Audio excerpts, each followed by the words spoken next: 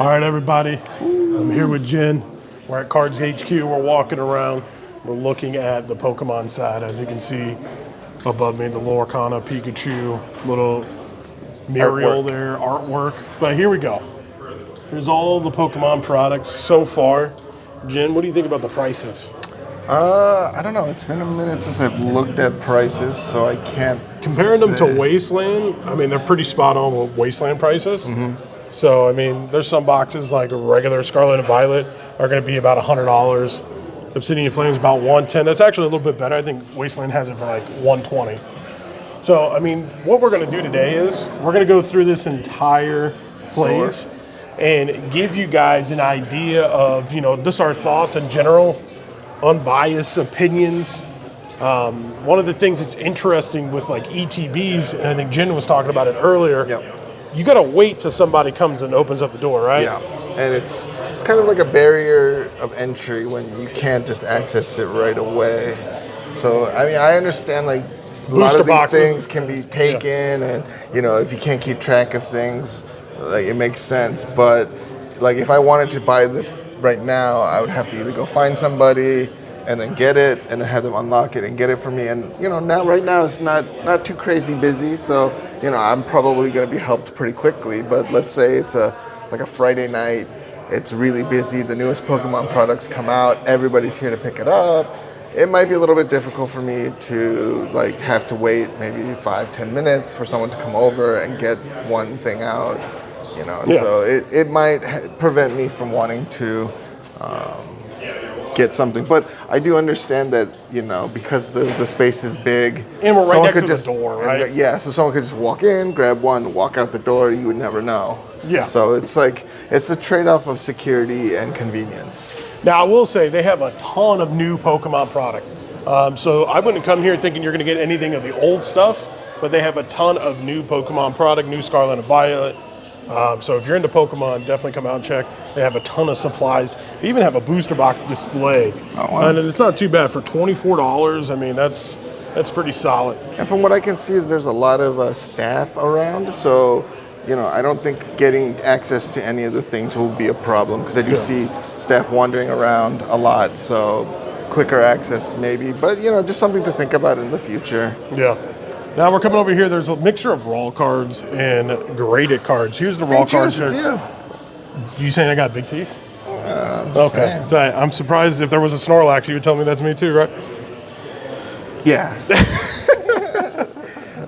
There's some single prices. I care about your health, bro. Oh, I mean, you and everybody on YouTube. I got roasted in the other video. I was surprised. But it's good. I thought they were roasting you for a different reason. Yeah, they want me to get better. I get it. I appreciate it, everybody.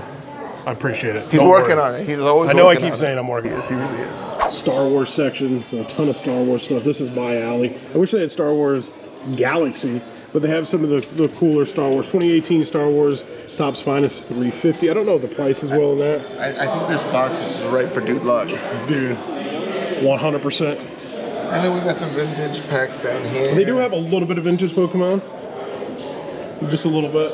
I don't know if those packs are way lighter. We got some One Piece. Now, you're more the One Piece guy. Tell me, One Piece, it feels like it has exploded all of a sudden. It has. I think a lot of that is to do with the print runs and things like that. So, you know, it's hopefully they start to increase their print runs for each of the sets that come out. But I know English has been quite a big limited in print runs.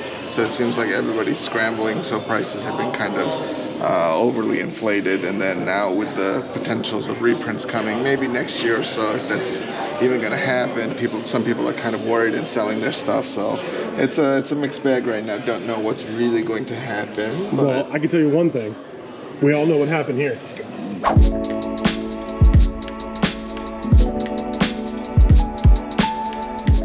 Now, one comment I did make earlier that we just noticed, and that we'll call out real quick, is like, I think you're going to come in here and buy graded cards more as a collector rather than an investor.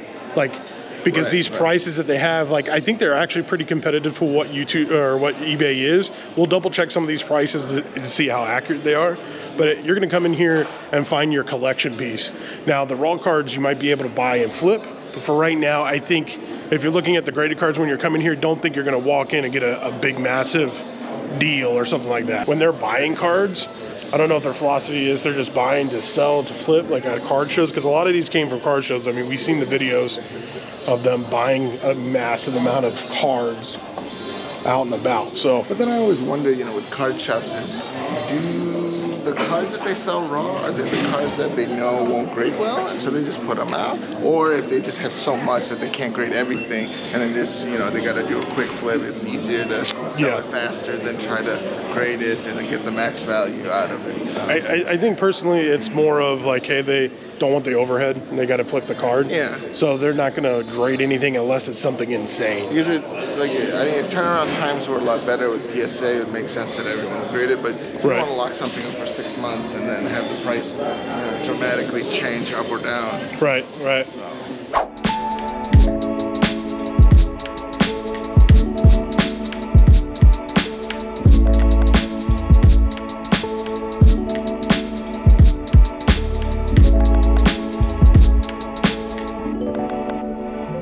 With a card shop, I think you have to play in the TCG world.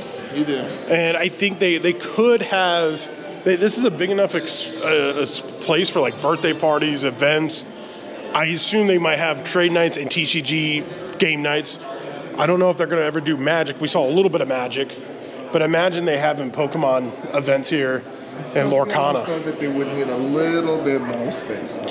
Yeah, maybe they could roll these away, potentially, but these look heavy. Jen, this is their studio. Wow. This is their studio. This is where they're gonna, there's Jeff's little podcast over there. There's their like admin panel. Here's where their top 5 videos of the day. It's crazy to see all this equipment and to think Jen and I are about to hit 100K just doing it with our cell phone. Yeah, I know. But this stuff is we need to, you know, since we were cheated once in Dallas by Geoff Wilson, we will have to rematch him and you know, reclaim our throne. Because now, if we look at it, that 101 we pulled is definitely worth a lot more than a silver field level of Justin Herbert.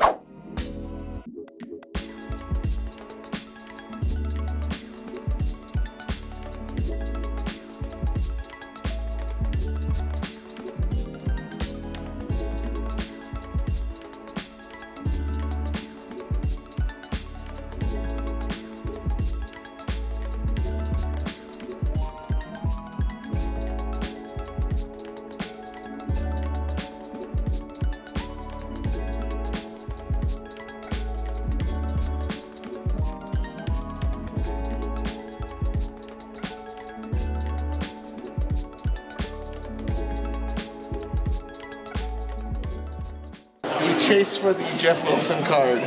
You want to chase with the Geoff Wilson card? We'll rip until we pull it. I'm going to be real with you. You gotta leave a comment down below if you want us to see us rip it until we hit Geoff Wilson's card. How about don't leave a comment? Just play. Let us know. If you guys want to, maybe I will. Maybe I won't. We'll take a stab at it. Yeah, and I think he might be going full time with breaking at the end of the month. I think he said they're going to be live on Whatnot. I'm pretty sure they said 24/7. I think that's like the whole premise of this card shop is going live 24/7, which is so like coffee breakers, which is pretty insane though. By the way, that is pretty cool right there. So there was a rumor that there wasn't going to be a dollar bin section, and they have a dollar bin section, and it is one of the most popular spots in this card shop right now. Everybody's been around that table the entire time since we've been there. First things first, I'm gonna rock with some Spectra. I'm gonna get 2 boxes. Going chat chasing? Yeah, I am, 100%. I'm gonna go with box 5. Go with this one right here, this third one actually. Third one? Yeah, the third one down. All right. Boom, we got 2 of those. I'm gonna do the Delight. I'm gonna do 1 box of Delight. You wanna choose it? Yeah, it's gonna be this one right here. Boom. Okay, cool. 1 box. A Prism Football. It's a fresh case. Fresh case. I just put it out. My number is 5. Lori Marketing, Kaboom, Oh, would rookie, you look at that. PSA 10, hit of the box. This is a great looking card. Great looking card. So what your guys' philosophy on the raw cards? When you guys look at raw cards, are you just getting them from shows and then just turning around and flipping them? Do you guys take a look at them and see if they're even gradable? What's the idea behind that? Well, honestly, we've been going to show after show, and we haven't had time to look at them. So there's probably some hidden gems in here, but we do like the great cards, just like a lot of shops do. You take a look at that Kenneth Walker.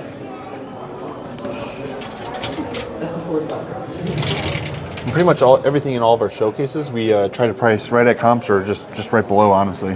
Okay. Wow, that's a phenomenal patch right there. Yeah, how about that? That is pretty clean.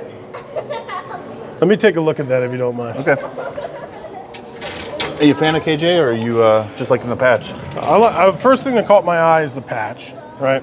Because that patch is absolutely beautiful. But the second thing that caught my eye is it's Ohio State. I'm not an Ohio State guy, but Card Collector 2 is. And I've been buttering him up with Ohio State cards because he has a 101 Prism Benedict Mathurin Arizona jersey auto that I've been sending him cards that, hey, just let me get it. So this is going to go to his PC. So I'm picking that up for him. Cool. And I'm going to send it off for him. So I'll definitely get that. Before you lock that up, Yep. let me take a look at, let me see that Kyler Murray. Kyler Murray, you know, his value's nowhere near where any other of the quarterbacks are at the moment, but he is still a baller. He came back. He was playing good at the end of last season when he came back. I think they're going to get really good this offseason. They're going to be a team to watch for when they're all 100% healthy. That's right. You're a big Eagles fan, aren't you? I am. No, we never would have guessed. That is sick. Deshaun Jackson, 1 of 1. Look at that massive patch. Game-worn patch. Wow. I'm going to take a look at that one. Okay. All right, there we go. We got a handful of cards. Let's go ahead and see what the damage is.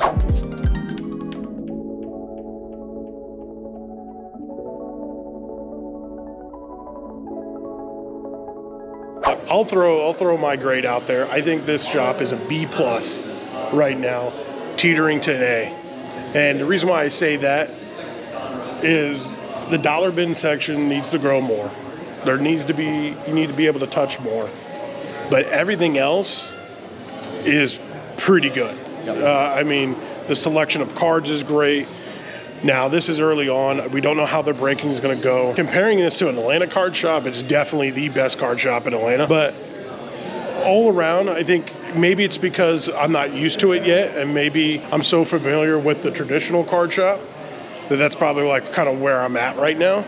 So I think. And let us know your thoughts about like the future of card shops. You know, compared to the card shops in your area. You know, I know a lot of people have been stuck in the old ways of running a card shop and doing things that way, and now this is more of a modern take. Space is a big thing. A lot of people, you know, are in areas that are, you know, rent is more expensive, so you have to maximize what little space you have. But if you have a space like this, I mean, it's great. It's going to be interesting to see how their breaking goes. They're not there yet. But all in all, again, looking forward to seeing what events they also host for the community and stuff. I think the grade could definitely increase even more, but I don't think every shop is perfect. And I think a B+ is a really good grade for a card shop. Yep. There you have it. Right off the rip. Thanks for tuning in. We'll talk to you soon. Deuces.